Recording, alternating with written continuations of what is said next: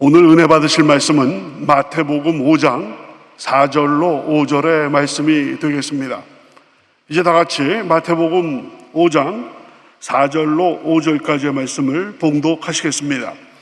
애통하는 자는 복이 있나니 그들이 위로를 받을 것이며, 온유한 자는 복이 있나니 그들이 땅을 기업으로 받을 것이며. 아멘. 할렐루야.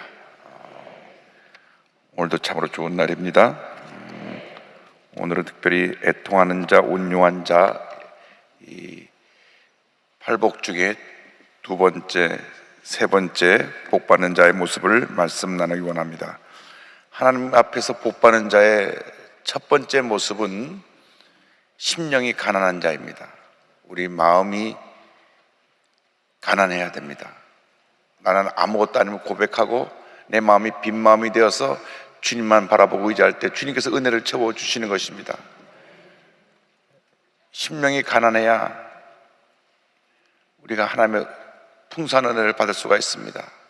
심령이 가난하지 않고 심령이 교만하니까 은혜도 받지 못하고 신앙생활하면서 문제 속에 살게 되는 것입니다. 늘 우리가 주 앞에 나올 때마다 심령이 가난해야 됩니다. 나는 아무것도 아닙니다, 주님 영광 홀로 받으시옵소서 하면 하나님께서 은혜를 주시고 우리를 높여주십니다. 내가 하는 그 순간부터 우리는 내려막기를 가는 것입니다. 그래서 신앙생활을 할 때 늘 조심해야 되는 것은 내가 하는 이 나라고 하는 고집, 교만, 불순종의 모습을 내려놓아야 되는 것입니다. 그리고 우리가 하나님 앞에 나갈 때 늘 애통하는 그런 삶을 살아야 됩니다.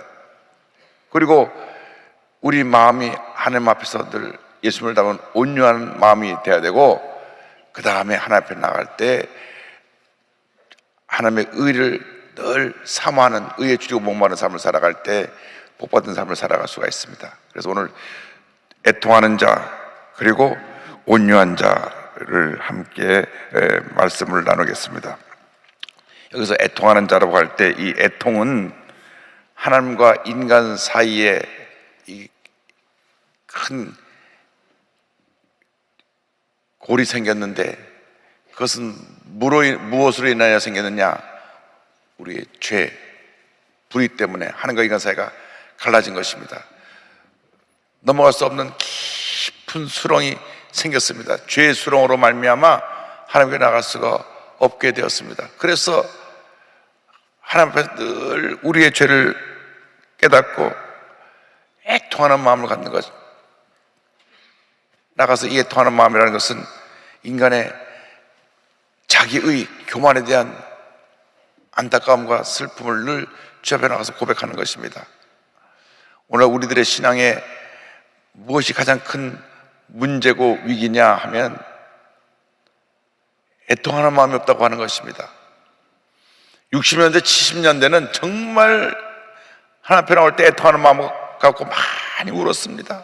내 죄를 회개하면서 울고, 우리의 문제와 어려움과 고통에 대해서 울고, 자녀들에 대해서 울고, 교회에 대해서 울고, 나라에 대해서 울었습니다. 애통하는 마음으로 주 앞에 나와서 늘 울며 기도할 때 하나님께서 그 애통하는 마음을 위로해 주시고 복을 주셨던 것입니다. 근데 우리가 어느 날 어느 순간부터 애통하는 마음이 사라졌어요. 여간 강하게 은혜를 받지 않으면 눈 하나 깜짝하지 않습니다. 옛날에는 그냥 교회만 들어오면 그냥 찬송을 불러도 눈물이 나고, 말씀만 들어도 그냥 눈물이 나는데 이제는 아무리 침을 찔러 박아야 봐요, 눈물 한 방울 안 나는 그러한 메마른 심령이 됐습니다. 어저께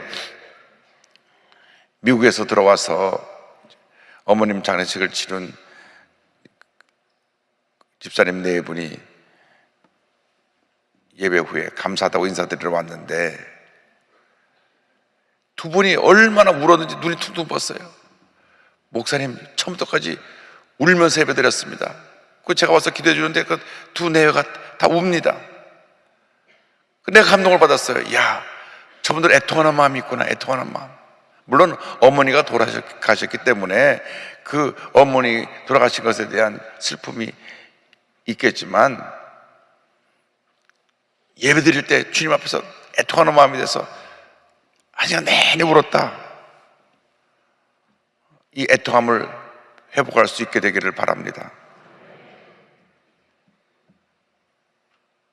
하나님 앞에 우리가 애통하는 마음을 가질 때 하나님의 은혜가 임하게 되는 것입니다. 구약 이사야 61장에 보면 희년의 복에 대해서 선포하는데, 희년의 복에 있어서 하나님께서 복을 주시는 그 대상에 대하여 특별히 애통하는 자에 대한 이야기가 나옵니다. 이사야 61장 2절과 3절입니다. 야훼의 은혜의 해와 우리 하나님의 보복의 날을 선포하여 모든 슬픈 자를 위로하되, 무릇 시온에서 슬퍼하는 자에게 화관을 주어 그 죄를 대신하며 기쁨의 기름으로 그 슬픔을 대신하며 찬송의 옷으로 그 근심을 대신하시고 그들이 의의 나무 곧 야훼께서 심으신 그 영광을 나타낼 자라 일컬음을 받게 하려 하심이라. 그래서 우리가 하나님 은혜를 받기 위해서 애통하는 마음을 늘 가져야 됩니다. 애통하는 마음, 애통하는 마음. 사람과의 관계에서 나를 불쌍히 여기는 그런 마음이 아니라 하나님과의 관계에서 주여 나를 불쌍히 여겨 주옵소서 하는 애통하는 마음이 있어야 되는데, 예수님 당시 바리새인들은 정말 성경도 많이 공부하고 성경에는 모든 계명을 다 지켜 행하고 일주일에 이틀씩 금식을 하고 하루에 3번씩 사람들 앞에 나가서 많은 사람들이 있는 데서 기도를 하고 모든 면에 부족함이 없었습니다. 그런데 하나님, 예수님 보니까 애통하는 마음이 하나도 없어요. 형식은 갖췄으나 그 내용에 본질이 없습니다. 그런데 세리는 바리새인처럼 많은 사람 앞에서 손들고 기도하지 못하고 저 뒤에서 고개를 숙이고 눈물로 기도했습니다. 그때 예수님께서 누가복음 18장 13절 14절에 그 내용을 설명하시면서 이와 같이 말씀하십니다. 세리는 멀리 서서 감히 눈을 들어 하늘을 쳐다보지도 못하고 다만 가슴을 치며 이르되 하나님이여 불쌍히 여기소서 나는 죄인이로소이다 하였느니라. 내가 너에게 이르노니 이에 저 바리새인이 아니고 이 사람이 의롭다 하심을 받고 그의 집으로 내려갔느니라. 무릇 자기를 높이는 자는 낮아지고 자기를 낮추는 자는 높아지리라 하시니라. 우리가 혹시 바리새인이 아닌지, 저 교회 열심히 잘 나옵니다. 예배도 잘 드리고요, 11조도 하고요, 모든 면에 부족함이 없이 신앙생활하고 있는 사람입니다. 혹시 그런 자랑을 하고 있다면 정말 내 심령이 하나님 앞에서 세리처럼 나를 불쌍히 여길 수 없어 하는 마음이 있는지 없는지, 그게 없다고 하면 우리는 바리새인이죠. 바리새인. 해외에서 선교를 오래 하신 선교사님이 선교 대상도 받고 그랬는데 눈물로 통곡하며 나는 왕 바리새인입니다 라고 하는 책을 쓰셔갖고 제가 큰 도전을 받았어요. 그래서 그 책을 제가 사서 다 나눠줬어요. 좀 읽어보라고. 우리 모두가 왕 바리새인이라. 애통하는 마음이 없으니까 다 바리새인들이죠. 그래서 뭐 직분을 받고 죄종이 됐다고 하면서 애통하는 마음이 없으면 다 바리새인이에요. 바리새인. 세리의 마음으로 늘 하나님 앞에 통해자복하게 되기를 바랍니다. 애통하는 마음을 가진 자에게 위로의 축복이 있습니다. 위로의 축복. 세상에 줄 수 없는 주님이 주시는 위로가 있습니다. 고린도후서 1장 10절에 너희를 위한 우리의 소망이 견고하면 너희가 고난에 참여한 자가 된 것 같이 위로에도 그럴 줄을 알미라. 주님이 주시는 위로, 이 위로는 환난 가운데서도 주님이 주시는 기쁨과 평안함이 임하는 위로입니다. 고린도후서 7장 4절입니다. 나는 너희를 위하여 향하여 담대한 것도 많고 너희를 위하여 잘하는 것도 많으니 내가 우리의 모든 환난 가운데서도 위로가 가득하고 기쁨이 넘치는도다. 이 애통하는 자들을 하나님이 높이시는 것입니다. 야고보서 4장 9절 10절입니다. 슬퍼하며 애통하며 울지어다. 너희 웃음을 애통으로 너희 즐거움을 근심으로 바꿀지어다. 주 앞에서 낮추라. 그리하면 주께서 너희를 높이시리라. 대단히 죄송한 말씀이지만 애통하지 않는 사람들은 다 교만한 사람이라 그 말입니다. 겸손한 사람들이 애통할 수 하며 기도합니다. 나는 아무것도 아닙니다. 나를 불쌍히 여겨 주옵소서. 나의 나 된 것은 주님의 은혜라. 그래서 우리가 이 애통의 모습으로 살아가게 되기를 바랍니다. 누가복음 18장 14절에도 말씀하십니다. 내가 너에게 이르노니 이에 저 바리새인이 아니고 이 사람이 의롭다 하심을 받고 그의 집으로 내려갔느니라. 무릇 자기를 높이는 자는 낮아지고 자기를 낮춘 자는 높아지리라 하시니라. 이 애통하는 사람이 주님이 높여주시는 사람이 되고, 이 땅에 사는 동안 잠깐 위로함을 받지만은 우리가 장차 천국에 가면 영원한 위로를 받게 될 것입니다. 계시록 21장 4절입니다. 저는 이 장례식 때 이 말씀을 읽을 때마다 마음에 큰 감동이 있어요. 모든 눈물을 그 눈에서 닦아주시니, 할렐루야. 다시는 사망이 없고 애통하는 것이나 곡하는 것이나 아픈 것이 다시 있지 아니하리니 처음 것들이 다 지나갔음이라라. 모든 눈물을 그 눈에서 닦아주심으로 우리가 언제까지 애통해야 되느냐? 천국 가기 직전까지 애통을 해야 됩니다. 그러나 천국 가는 순간부터 우리에겐 애통이 없습니다. 왜? 영원한 기쁨만 있습니다. 주님과 함께 살기 때문에 천국에 들어가기 전까지는 우리에게 늘 애통한 마음을 갖고 살다가 딱 천국에 들어가면 주님이 주신 영원한 기쁨 가운데 거하게 됩니다. 우리의 눈물을 씻어주시고 이제 더 이상 애통하지 마라. 이제 나와 함께 기뻐하고 즐거워하고 감사하자. 할렐루야. 우리가 이 세상 사는 동안 주 앞에 늘 애통한 마음을 갖게 되기를 바랍니다. 그 다음이 온유한 자입니다. 세 번째 복 받는 사람의 모습은 온유한 자는 복이 있다 그랬습니다. 이 온유한 자. 그런데 이 팔복 중에 이 세상에 살면서 이 땅에서 주시는 복을 받아 누리는 그 복이 있는 것이 온유한 자의 복입니다. 온유한 자는 복이 있나니 그들이 땅을 기업으로 받을 것이며 그랬는데, 땅을 기업으로 받는다는 것은 이 땅에 사는 동안 하나님이 주시는 물질의 축복을 누리며 살 수 있게 된다는 것입니다. 그만큼 온유를 팔복 중에서 굉장히 중요한 위치에 둔 것입니다. 온유는 어떤 것이냐? 온유는 한번 따라하세요. 온유는 예수님의 성품입니다. 그래서 중요한 것입니다. 마태복음 11장 29절에 나는 마음이 온유하고 겸손하니 나의 멍에를 메고 내게 배우라. 그리하면 너희 마음이 쉼을 얻으리니. 이 세상의 문제가 무엇입니까? 너무나 온유하지 않고 성격이 강하고 모관한 사람이 많습니다. 교회 문제를 일으키는 모든 사람들이 온유하지 않은 사람들입니다. 새벽기도 나온 사람, 그런 사람 한 사람도 없지만 새벽기도 안 나오는 사람, 그런 사람이 몇 사람이 있어요. 온유해야 하나님 앞에 인정을 받습니다. 왜? 예수님의 성품이니까. 나는 마음이 온유하고 겸손하니 나의 멍에를 메고 내게 배우라. 한때 온 유럽을 지배했던 나폴레옹이 세인트 헬레나에 유배되어서 죽기 전에 남긴 말이 있습니다. 나는 총과 칼로 온 세계를 정복하려고 했지만 실패했고, 예수님은 그 온유와 사랑 하나 가지고 온 세상을 다 정복했다. 우리가 예수님을 닮아가야죠. 예수님의 제자들인데 사람을 따라가지 말고 예수님을 따라가고, 사람을 닮지 말고 예수님을 닮아야 됩니다. 예수님을 닮을 때 복이 많은 것입니다.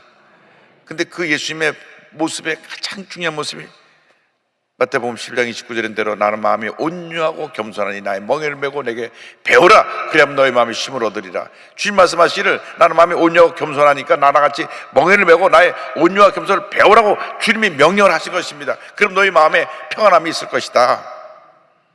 예수님의 온유와 겸손의 모습을 친히 보여주시고 마지막 예루살렘 성에 입성하실 때 만왕양 완주로서 말을 타고 호위대 속에 나팔 소리 속에 예루살렘 성에 입성하신 것이 아니라 나귀 새끼를 타고 입성하십니다. 마태복음 21장 5절에 시온의 딸에게 이르기를 내 왕이 내게 임하나니 그는 겸손하여 나귀 곧 멍에 매는 짐승의 새끼를 타도다 하라 하였느니라. 예수님을 믿고 난 다음 우리는 하나님 앞에서 하나님이 인정하시는 온유한 자로 우리가 바뀌어져야 됩니다. 하루아침에 갑자기 바뀌지 않습니다. 그러나 어제보다 오늘이 더 나아지고 더 나아지고 더 나아지고 더 나아지고 더 나아져서 우리들의 신앙의 성숙한 모습으로 고참 장로님쯤 되면 이제는 완전히 온유로 무장되어서 성도를 품고 섬길 수 있는, 사랑으로 돌볼 수 있는 그런 모습으로 바뀌어져야 되는 것입니다. 이 온유의 모습은 늘 하나님만 의지하는 것, 그리고 온유의 모습은 그냥 간단합니다. 부드럽고 노하기를 더디하고 절제하고 고난 중에 참고 견디며 인내하는 것, 이것이 온유입니다. 모든 것이 온유가 없어서 생겨난 문제입니다. 그런데 이 온유한 자에게 땅을 기업으로 주신다. 할렐루야. 이 세상에서 주시는 기업의 축복을 받게 됩니다. 그래서 시편 37편 11절에 그러나 온유한 자들은 땅을 차지하며 풍성한 화평으로 즐거워하리로다. 성경에 보면 이 세상에서도 복을 받고 천국에서 복을 받는 그 모습을 설명한 것이 딱 두 가지가 있습니다.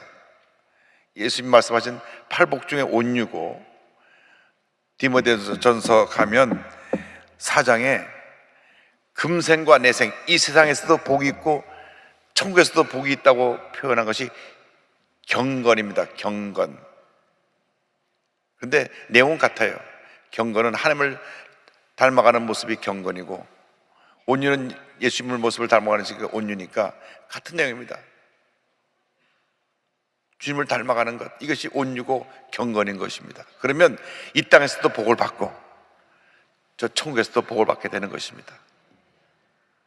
그래서 이왕 이 땅에 사는 동안 우리가 이 땅에서도 복을 받고 잘 사는 것이, 또 믿지 않은 사람들에게 복음을 전할 때 내가 예수 믿고 이렇게 복 받았다고 해서 전도의 문이 열리고 우리가 행복한 삶을 살아갈 수 있는 것이기 때문에 그 길을 주님이 가르쳐 주셨는데 왜 우리가 그 길을 안 갑니까?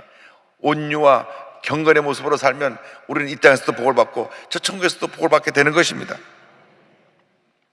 이 땅의 기업은 구약의 아브라함에게 준 축복인데, 이제 우리가 믿으면서 아브라함을 섬기는 우리도 그 복을 받아야 됩니다. 창세기 15장 18절에 그날에 야훼께서 아브라함과 더불어 언약을 세워 이르시되 내가 이 땅을 애굽 강에서부터 그 큰 강 유브라데까지 내 자손에게 주노니, 하나님이 이 땅에 사는 동안 생육하고 번성하고 다스리는 복을 주신 것입니다. 세상에 대한민국처럼 땅 투기가 많고 부동산이 뛰는 나라가 없어요. 잠만 자고 깨면 막 땅값이 오르고 아파트값이 오르는데, 그래서 20대 30대 사람들이 다 마음을 돌린 것입니다. 너무 허탈한 것입니다. 평생 일을 해도 아파트 한 채 살 수 없는 그러한 상황이 됐기 때문에 도대체 이런 일이 어떻게 생겨날 수 있는지. 강남에 있는 어떤 아파트는 그걸 사고 나서 1년 반 동안 16억이 올라갔고 그 뉴스에 나왔어요. 가만 보니까 한 달에 1억씩 올랐어. 야, 근데 그렇다고 해서 그게 돈 번 것도 아니에요. 그 집 팔려고 하면 또 세금으로 또 다 가져가니까. 그렇게 우리나라가 코로나19로 힘들고 어려운데 세금은 30%, 올해도 40%가 더 거친대. 땅값이 많이 올라가니까 걷는 세금은 더 많아지는 거예요. 막 올라라, 더 많이 걷자, 그냥 막. 참, 이것은 뭔가 잘못된 것입니다. 제가 오늘 뭐 정치를 얘기하는 것도 아니고, 세금 걷는 게 잘못되고 얘기하는 게 아니라, 뭐가 잘못돼서 이런 거예요. 이럴 수가 없는 겁니다. 이럴 수가 없는 거예요. 자기가 살고 있는 집 편하게 한 집 살면 되는데, 그걸 갖고 갑자기 돈을 벌고 하는 이런 것은 잘못된 것입니다. 그런데 성경을 보면 그렇게 해서 갑자기 막 부동산 투기로 돈 버는 그게 아니라, 온유한 사람은 내가 너에게 이런 땅의 기업을 주겠다. 온유한 사람에게 내가 이 세상에서 사는 동안 영혼이 잘 되고 범사가 잘 되며 강건하게 되고 생명을 얻되 풍성을 얻게 되고 장차 저 천국에서도 복을 줄 것이다.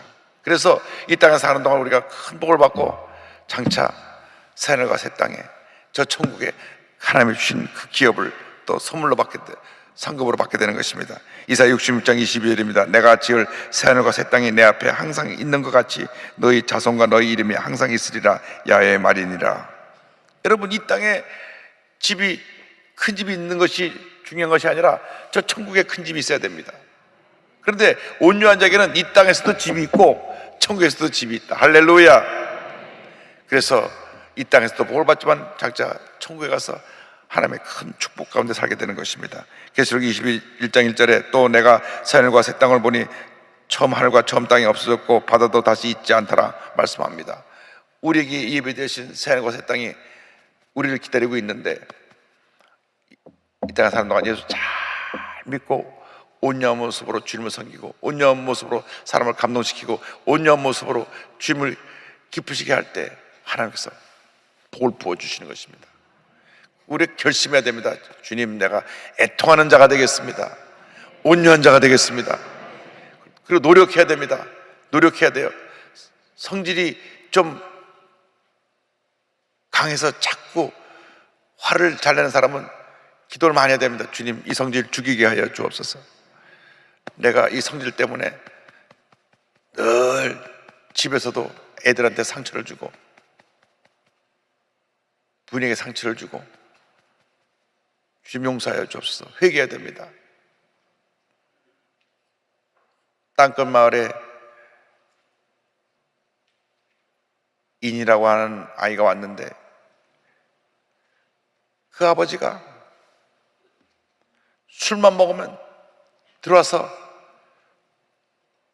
부인을 때리고 아이를 때립니다. 그런데 문제는 술을 매일 먹는 거예요. 그래서 부인이 매를 맞다 더 이상 견딜 수 없어 집을 나가버렸습니다. 그러니까는 집에 돌아서는 이 어린 여자를 때리는 거예요. 그래갖고 아버지 들어올 소리만 나면 혼백산에서 숨습니다. 숨으면 어디 숨었는지 막 장롱을 열고 다 열어가지고 다락을 열어 끌어내서 머리채를 잡고 팹니다. 어떻게 아버지라는 사람이 부인을 패서 집 나가게 하고 나서 그것도 모자라서 딸을 패가지고, 딸이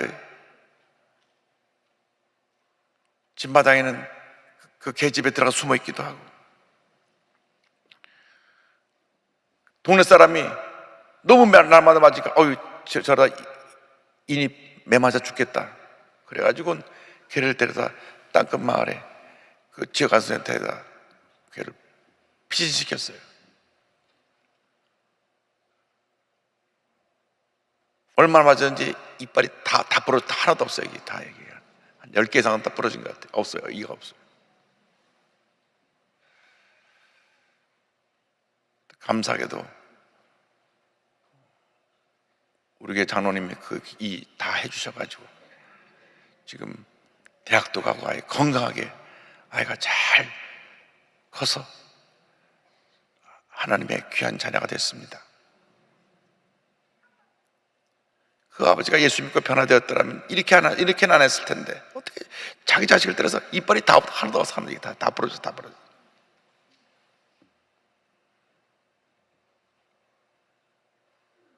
그래서 우리가 이 온유함은 하나님 앞에서 평생 숙제입니다. 평생 숙제.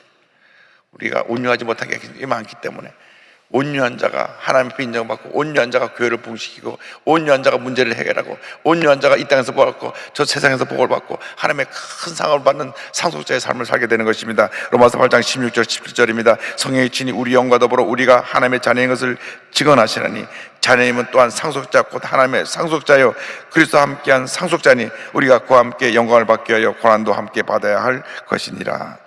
우리가 상속자의 복을 받기 위해서는 온유해야 됩니다. 온유하지 않으면 하나님의 복을 받을 수가 없어요.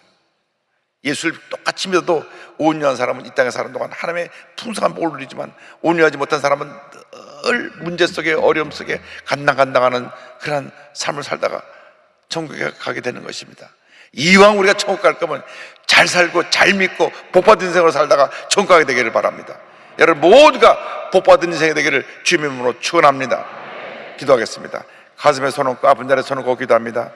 사랑과 은혜와 자비가 무한하신 하나님 아버지, 우리 모두가 주님 앞에서 애통하는 자가 되게 하여 주시고 온유한 자가 되게 하여 주옵소서. 나타난 예수 그리스도의 이름으로 명하니 모든 질병은 떠나갈지어다. 모든 문제 해결될지어다. 특별히 이번 주에 수능 보는 자녀들에게 하나님의 은혜가 임할지어다. 건강과 지혜가 임할지어다. 주 앞에 예물드린 속결마다 하나님의 큰 복이 임할지어다. 믿습니다. 우리 일생 나가도록 애통하며 온유한 자의 삶을 살게 하여 주시옵소서. 예수님의 이름으로 기도드립니다. 아멘. 지금은 우리의 구세주 예수 그리스도의 무한하신 은혜와 하나님 아버지의 크넓으신 사랑과 성령의 감동, 감화, 인도, 교통 충만하게 하심이 하나님 앞에 애통하며 온유한 자로 살기로 결심한 주님의 귀한 백성들 위해 지금부터 영원토록 함께 있을지어다. 아멘.